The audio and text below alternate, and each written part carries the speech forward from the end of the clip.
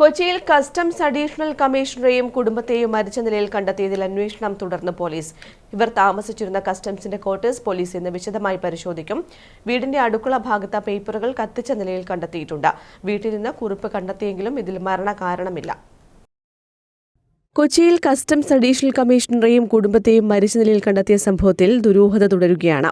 ഹിന്ദിയിൽ എഴുതിയ ആത്മഹത്യാക്കുറിപ്പിൽ വിദേശത്തുള്ള സഹോദരിയെ വിവരം അറിയിക്കണം എന്ന് മാത്രമാണ് ഉള്ളത്. 3 മൃതദേഹങ്ങളും കളമശ്ശേരി മെഡിക്കൽ കോളേജിലേക്ക് മാറ്റി. പോലീസ് രജിസ്റ്റർ ചെയ്ത എഫ്ഐആറിലും ആത്മഹത്യ എന്ന സൂചനയാണ് ഉള്ളത്.